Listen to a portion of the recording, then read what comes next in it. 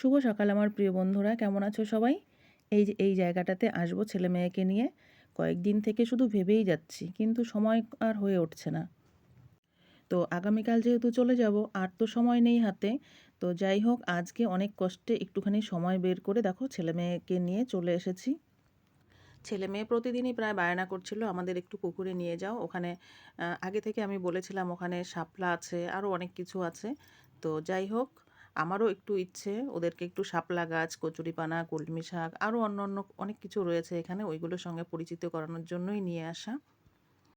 আর ওই এখন মোটামুটি টাইম 11টা বেজে গেছে, এই সময় নিয়ে এসেছি এই কারণে এখানে মোটর রয়েছে, ওরা মোটরের জলে একটু স্নানও করবে। আর এই যে যেমন কচুরিপানা, শাপলা, কলমি শাক, এইগুলো শুধু ওরা বইয়ের পাতাতেই দেখে, সরাসরি দেখা হয় না, ওই কারণেই দেখার জন্যই নিয়ে আসা। ওদের শৈশবটাই তো এখন এমন, ঘুম থেকে উঠে স্কুলে যাওয়া আর স্কুল থেকে ঘরে আসা, বদ্ধ ঘরের মধ্যেই বড় হওয়া। তো এখানে এসে শাপলা দেখে এত এক্সাইটেড আমার মেয়ে, জলে নেমে গেছে শাপলা তুলতে। আর মাছ ধরার জন্য অনেকে জালও পেতে রেখেছে। আর এইদিকে দেখো এক কাকা বড়শি দিয়ে পুঁটি মাছ ধরছে। তো যাই হোক, বেশ কিছু মাছও ধরেছে, কিন্তু আমার কথা হলো দেখো একটা একটা করে এই ছোট্ট মাছগুলো ধরতে কতটা টাইম, কতটা ধৈর্যের দরকার বলো। তবু কিন্তু দেখো একটা একটা করে অনেকগুলো মাছই ধরেছে।